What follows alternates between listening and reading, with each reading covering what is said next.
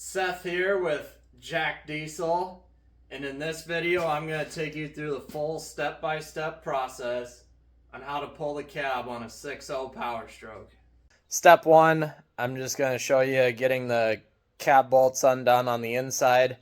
I'm going to try to start on that right now before it gets completely dark out, since I'll probably do that step outside. So we'll start with that.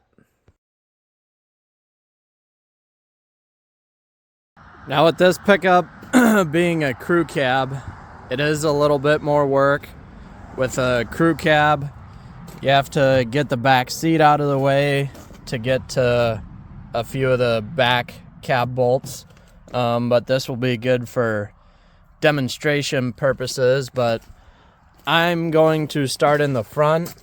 First step, get all of your floor mats out of the way. Get some light here. There we go. Get floor mats out of the way. Then get yourself a nice prying tool. Gonna pop these trim pieces off. And then get this one out of the way. There's just a plastic pin here. And then we can get underneath of the carpet. And that's where the front cab bolts are. We'll do that on both sides. Same deal on the passenger side. Get your trim pieces out of the way, dive under the carpet, and there's your other cab bolt. Now we'll dive to the back seat here. Same deal. Get these trim pieces out of the way, and then the back seat will have to come loose. There's, was there 4 18mm bolts here, and then there's one. There's a nut, where are we at? Hiding under there. And then there's 2 on the passenger side. Goes out. Some guys will cut a slit in the carpet. I don't care to do that with a customer's vehicle though. So we'll get this stuff out of the way. Then you can go up underneath of the carpet. And then there's also 2 bolts in the back behind the seat. For getting to these nuts underneath of the back seat, I like using this fancy ratchet wrench. There are also 18mm, but you use whatever tools you like. And here's just a quick view of the 2 hiding underneath of the passenger side. After you get your seat unbolted, go ahead and get all this jazz just tucked in behind the seat, since we're going to be sliding it out and around. Gotta get that stuff out of the way. Now after your back seat's loose, go ahead and slide that forward. Then you got a few 8mm bolts to take this tray loose. Then another cab bolt hiding right there, and one underneath your jack. So for a while I was actually taking these back seats all the way out, but that kind of sucks by yourself. So instead, just slide it all the way to one side of the cab. And then you gotta lift your carpet up, and there's another cab bolt underneath that plug. So you can just slide the seat over and get that plug out. Then get yourself a nice long extension and get the bolt out that way. Now that's it for the inside of the cab. Just 6 cab bolts on a crew cab. Slide the seat back in the middle so we can shut the doors.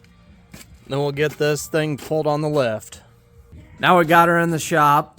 First steps for everything underneath.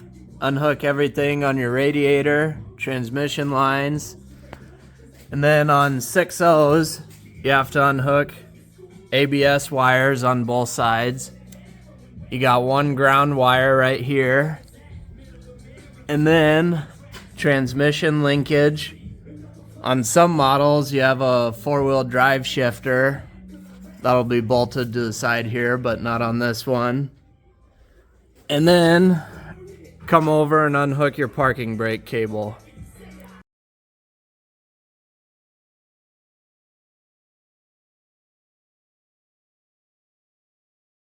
One piece I forgot on the bottom side was this trim piece here.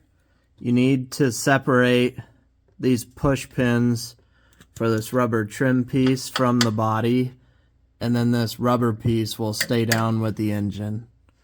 So just take your pry tool and pop these bad boys out. And there's also a little one on the side. So that'll drape down now. There's also one on the other side. Now we'll start getting everything unhooked under the hood here.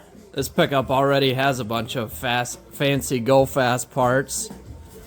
Step one, we'll get these battery cables unhooked. This one runs across over here, wraps around. Then you also have to get AC recovered. Here's your low side fitting, high side fitting here, and get coolant drained out while you're working on this too. So you have to remove your two radiator mounts to get that battery cable across there. Once you get that wrapped around on your passenger side, go ahead and just put one bracket back on to hold the radiator in place.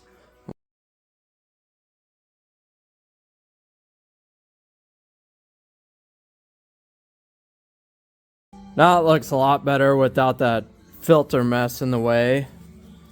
Got a starter wire here to unhook. Right here's a vacuum line to unhook. You can get this battery cable wrapped around out of the way. Get your heater hose unhooked, and this boost line, and your other vacuum line that should have been hooked up there. Then last step over here, just a couple AC lines. One here, and then one's hiding up here on the condenser. And just tuck everything over on the engine where it won't get snagged when the cab comes up. Now we'll hop over to the driver's side. This side has a few more steps, but we're going to start with getting the coolant reservoir out and remove this intake. Then we'll take this boost pipe out and radiator hose. Next, unhook this heater hose, take your battery out, and then I know this pickup's already been apart before. They probably did pull the cab off. It already has head studs, but so I know that a lot of this stuff isn't ran right like it should be from factory. So we're gonna just kind of wing it, take stuff apart. It'll all still come apart the same, but I'll try to show you all how it should go back together the right way when we go to assemble. But next step, this relay box here, that will come off and stay down with the engine, and then we'll take out this battery tray next. After those battery trays are out of the way, you'll need to unhook this power steering hose, and then also while you're down there, if your pickup has fog lights, you need to unplug your fog light connector. When you unhook that power steering line, it's obviously going to make a mess. I like to use some red caps to plug stuff off. Up next, these two PCM connectors. Be gentle with these so you don't break them. That one can stay. Then as we work in to the firewall here, I'm going to do all the connectors next. There's a good assortment of connectors. You just have to trace your wiring harness and make sure you get all of them. But unplug ABS module. Then obviously this wiring harness here. There's these two connectors. Then there's another, let's see if we can see it. There's another harness that runs down here, I think to the transmission or along the frame, but there's a few more connectors in here to unplug too. Now here's all the connectors unplugged. You just have to separate what's going to stay down with the engine and go up with the cab. There's also a few on the brake booster to unplug. one underneath down there, but those will actually stay up with the cab. Then, next step, we're gonna go in here and get that cover off. Disconnect, get a light. Disconnect your steering shaft from the gearbox. There's a nice nasty bolt right there, 13 millimeter. Then you'll also need to unhook this power steering line from the gearbox. Here's another power steering line that needs unhooked.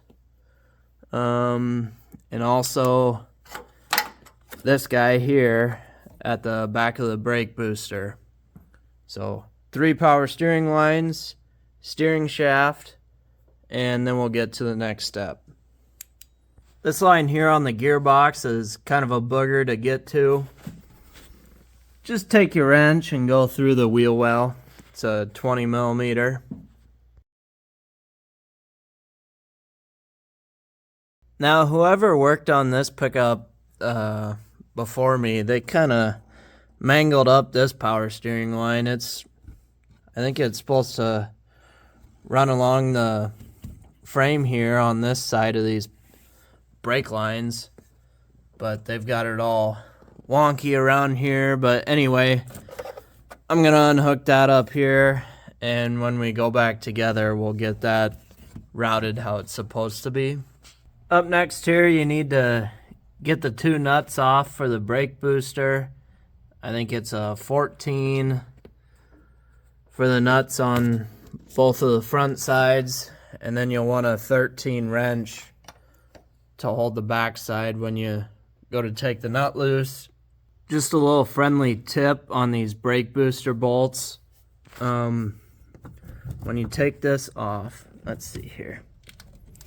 I've got these lines bent. But anyways, when you take that off, this bolt here is actually threaded into this housing, but the bolt part in this housing is actually a reverse thread. So if you do spin it, it's reverse thread, and you want to make sure it gets tight down into this housing before you put the nut back on the front side. Then you have to unbolt your ABS module from the fender. It's just 3 10 millimeter bolts. Once you have all that mess out of the way, next step here is get your front cab mount nuts unbolted.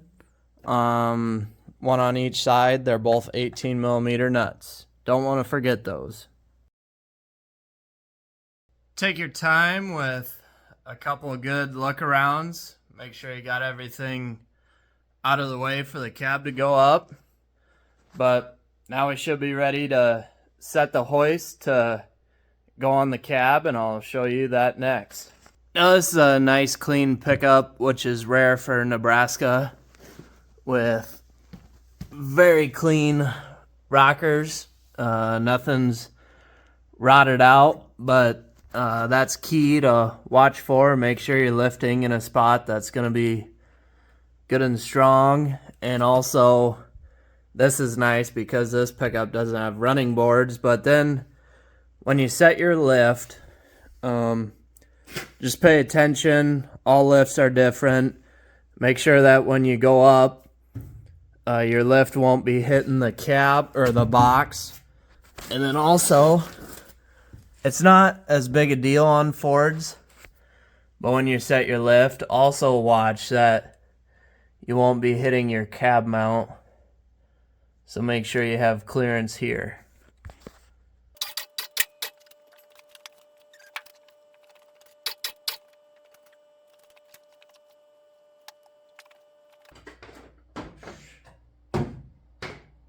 Well, that was not bolted to the radiator. It's got some aftermarket radiator in it though, but